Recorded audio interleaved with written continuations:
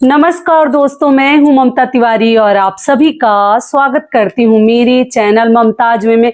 कैसे हैं आप सब, तो ये बताने के लिए कमेंट बॉक्स में श्री हरि विष्णु जरूर लिखे। तो चलिए दोस्तों, आज हम इस वीडियो में जानेंगे पौष महीने के कृष्ण पक्ष की सफला एकादशी का व्रत हमें कब करनी है, एकादशी तिथि कब से प्रारंभ हो रही है, कब समाप्त हो रही है, पारण का शुभ मुहूर्त क्या है और एकादशी व्रत में हमें किन किन बातों का ध्यान रखनी है। दशमी से लेकर द्वादशी यानी पारण तक के बीच के संपूर्ण नियम विधि मैं आपके साथ शेयर करूंगी। ध्यानपूर्वक सभी बातें आप लोग समझ लीजिएगा। तो चलिए वीडियो को शुरू करते हैं। इससे पहले दोस्तों, अगर आपको मेरा वीडियो पसंद आता है तो प्लीज आप मेरे चैनल को सब्सक्राइब कर दीजिएगा, बेल आइकन को प्रेस कर दीजिएगा, जिससे कि मेरे वीडियो के नए नोटिफिकेशन आप सभी के पास सबसे पहले पहुंचे। तो चलिए शुरू करते हैं और सभी महत्वपूर्ण बातें जान लेते हैं सफला एकादशी से संबंधित। तो सबसे पहले दोस्तों आपको बता दूं, ये कृष्ण पक्ष की पौष महीने की एकादशी है, ठीक है। और इस साल 2025 में कब पड़ी है? 15 दिसंबर को। दिन पड़ा है सोमवार। सोमवार के दिन हम एकादशी का व्रत रखेंगे। तो आप लोग एक दिन पहले यानी कि रविवार के दिन दशमी तिथि के नियमों का हम पालन करेंगे। तो दशमी तिथि रविवार को पड़ रही है और उस दिन आपको मालूम है स्नान ध्यान करके शुद्ध सात्विक भोजन हम करते हैं और वही खाते हैं। मूली वगैरह आप लोग भूलकर भी बैगन, मूली, मसूर की दाल, लहसुन, प्याज नहीं खाया जाता है किसी भी एकादशी व्रत में, वो कृष्ण पक्ष की हो या वो शुक्ल पक्ष की हो। तो दशमी तिथि के नियमों का हमें ध्यान पूर्वक थोड़ा सा ध्यान रखते हुए भोजन बनानी चाहिए। बाकी घर परिवार के लोगों के लिए लहसुन प्याज आप डाल सकते हैं अगर वो नहीं मानते हैं तब, ठीक है। और उसके बाद से आप लोग दशमी के दिन चावल खा सकते हैं, रात्रि में मत खाइएगा। और दशमी के दिन अच्छे से तुलसी जी की पूजा रविवार को मत कीजिएगा। तुलसी पत्र आप लोग जैसे एक दिन पहले ही तोड़ लीजिएगा, क्योंकि एकादशी के दिन भी हम नहीं तोड़ सकते और दशमी के दिन भी हम यानी कि 14 तारीख को भी नहीं तोड़ सकते। तो शनिवार के दिन 13 दिसंबर को आप लोग तोड़कर रख लीजिएगा, क्योंकि बिना तुलसी पत्र का हम सो भी नहीं सकते और विष्णु भगवान को भोग भी मतलब नहीं लगा सकते, अधूरा माना जाता है। तो एकादशी व्रत में तुलसी पत्र का बहुत अधिक महत्व है। तो पहले ही याद से शनिवार को आप लोग तोड़कर रख लीजिएगा। ये क्लियर हो गया। और उसके बाद से दोस्तों दशमी के दिन हम यही सब भोजन करेंगे। कुछ लोग सूर्यास्त से पहले ही भोजन कर लेते हैं दशमी के दिन, उसके बाद कुछ भी नहीं खाते। तो ऐसा कुछ नहीं, आप सूर्यास्त के बाद भी भोजन कर सकते हैं और एकादशी का व्रत रख सकते हैं। उसके अगले दिन हम व्रत रखेंगे यानी सोमवार के दिन। तो बहुत ही अच्छा है, शिव जी की भी हम पूजा करेंगे। सोमवार का दिन शिव जी के लिए है। कुछ लोग 16 सोमवार का व्रत या सोमवार का व्रत रखते हैं, हर माह का, हर सप्ताह का। तो दो आपको व्रत का लाभ मिल जाएगा। अगर आप लोग मान लीजिए एकादशी का व्रत नहीं भी रखते हैं, फिर भी आपको दो व्रत का लाभ मिल जाएगा, क्योंकि ये व्रत जैसे फलाहारी है। तो साथ में आप लोग विष्णु भगवान की भी पूजा कर लीजिएगा, ठीक है। और आप लोग शिव जी की भी पूजा कर लीजिएगा। महामृत्युंजय मंत्र जाप कर सकते हैं, ओम नमो भगवते वासुदेवाय मंत्र का जाप कर सकते हैं और विधि विधान से पूजा आप लोग कर लीजिएगा। जितना ही सुबह में पूजा कर ले उतना ही किसी भी व्रत में हमारे लिए बहुत ही अच्छा होता है। हम समय से फलाहार कर सकते हैं और समय से मतलब हमारा जैसे खराश वगैरह नहीं होगा।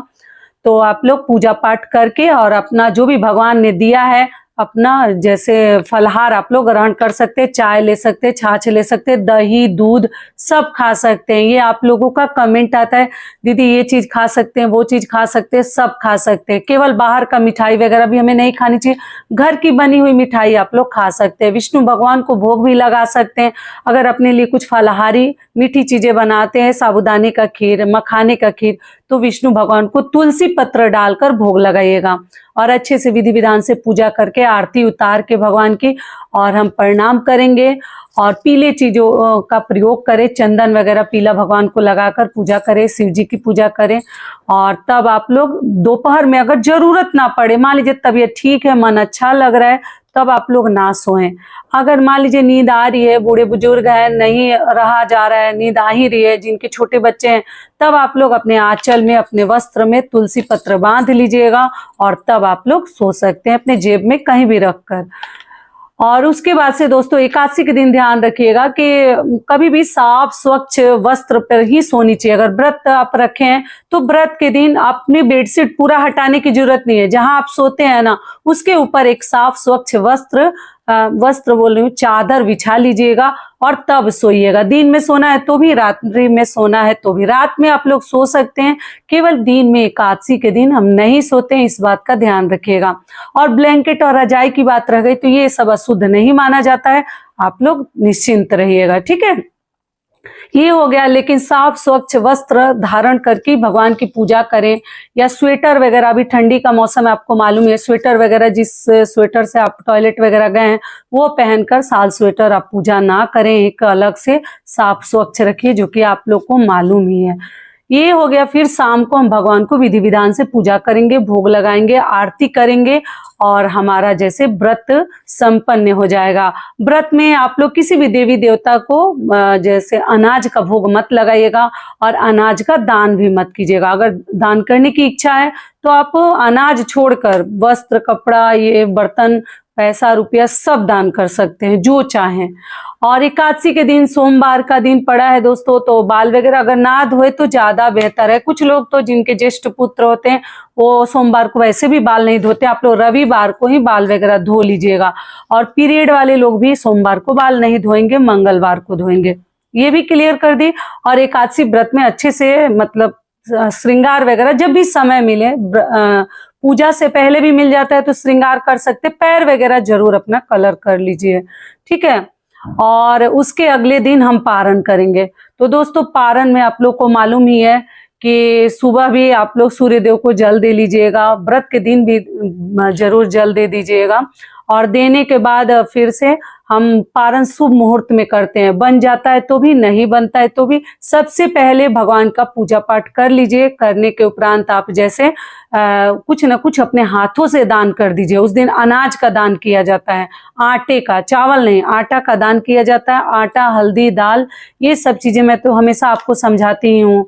और आलू वगैरह दान करके, सब्जियां। और उसके बाद से आप लोग तुलसी पत्र और गंगा जल मुख में सबसे पहले डाल लीजिएगा। जो लोग मंगलवार का व्रत रखते हैं तो वो अपना व्रत आगे कंटिन्यू करेंगे और तुलसी पत्र, गंगा जल मुख में डाल के और बजरंग बली की पूजा पाठ करके मीठा जो भी आप लोग खाते हैं खा सकते हैं, ठीक है। और जो लोग नहीं रखते हैं वो अपना जैसे तुलसी पत्र और गंगा जल मुख में डाल के, मंगलवार का दिन है उस दिन, तो तुलसी जी को उस दिन भी तोड़नी नहीं चाहिए। एकादशी के दिन भी तुलसी जी को न तोड़ते हैं न जल डालते हैं, दूर से पूजा पाठ आप लोग व्रत के दिन कर सकते हैं। और उसके बाद से दोस्तों आप जो भी बनाए हैं भोजन, कुछ लोग चावल से पारण करते हैं, लेकिन मैं बता दूं हम लोग कभी न चावल से पारण करते हैं, न चावल उस दिन खाते हैं, बनाते हैं, कुछ भी नहीं करते हैं। व्रत में तो बिल्कुल नहीं, घर परिवार के लोग खा पी सकते हैं। और घी का बना हुआ भोजन किया जाता है, सरसों तेल, मसूर की दाल, बैगन, मूली उस दिन भी नहीं खाते, लहसुन प्याज नहीं खाते, चने की दाल, अरहर की दाल, आलू, लौकी, आटा से बनी हुई रोटी वगैरह आप लोग खा सकते हैं। अगर उतना करने के मतलब उतना करने का मन नहीं करता, मान लीजिए जिनको भी छोटे बच्चे हैं, बहुत काम घर में रहता है दोस्तों, बोलना बहुत आसान है, करने में बहुत समय लगता है, पूरे पूरे दिन निकल जाता है, तो आप लोग चुपचाप से एक पतीला या कुछ भी अपने घर का बड़ा बर्तन बैठा लीजिए, उसमें दाल डाल दीजिए, टमाटर वगैरह सब कट करके डाल दीजिए और उसमें दाल ढोकली बना लीजिए, लौकी, आलू जो भी डालना है डाल के, और तड़का लगा दीजिए घी का, जीरे का, मिर्ची से। इतना टेस्टी आपका वो हो जाएगा ना, क्या नाम है, पारण आपका। और बहुत ज्यादा झमेला भी, झंझट भी नहीं रहेगा, तो आप वो भी कर सकते हैं। और जिनको दाल रोटी खाने का शौक है कि नहीं हम दाल रोटी ही खाएंगे, तो वो भी खा सकते हैं। तो आशा करती हूँ सभी बातें आपको बता दी, 10वीं से लेकर और द्वादशी तक के संपूर्ण नियम बता दी। और केवल एक समय ही भोजन करते हैं ये भी बता दूं, क्योंकि आप लोग पूछते हैं। और थोड़ा लेट से भी भोजन आप लोग कर सकते हैं, ठीक है, सुबह में भी कर सकते हैं। अगर गंगा जल और तुलसी पत्र अगर मुख में डाल लेते हैं तो पारण का पूरा नियम आपका हो जाता है। उसके बाद थोड़ा रुककर भी बनाकर आराम से भी खा सकते हैं। लेकिन द्वादशी के दिन भी दोस्तों हमें सोनी नहीं चाहिए, नींद ना आए तो ना सोएं, लेकिन अगर सोना ही है तो तुलसी पत्र रख के सोइएगा। और शाम से आप लोग सब कुछ खा सकते हैं, रात्रि के भोजन में लहसुन, प्याज, मसूर की दाल, मूली वगैरह सब खा सकते हैं। क्लियर हो गया? चलिए अब आगे जान लेते हैं एकादशी तिथि कब से प्रारंभ हो रही है, कब समाप्त हो रही है, पारण का शुभ मुहूर्त क्या है। ठीक है, तो दोस्तों आपको बता दूं एकादशी तिथि प्रारंभ हो रही है 14 दिसंबर दिन रविवार को शाम 6:50 से, और एकादशी तिथि समाप्त हो रही है 15 दिसंबर दिन सोमवार को रात में 9:20 पर। ऐसे में हम उदय तिथि को ध्यान में रखते हुए 15 दिसंबर दिन सोमवार को सफला एकादशी का व्रत रखेंगे। अब चलिए आगे जान लेते हैं पारण का शुभ मुहूर्त। तो पारण हम 16 दिसंबर दिन मंगलवार को करेंगे सुबह 7:05 से लेकर 9:12 तक आप लोग पारण कर सकते हैं। तो आशा करती हूँ सभी बातें अभी आपके समझ में आ गई होगी। तो ये वीडियो मेरा यहीं तक का था, फिर मिलती हूँ एक नए वीडियो में। तब तक के लिए नमस्कार, स्वस्थ रहिए, सुरक्षित रहिए और जहां कहीं भी रहिए खूब खुश रहिए। धन्यवाद।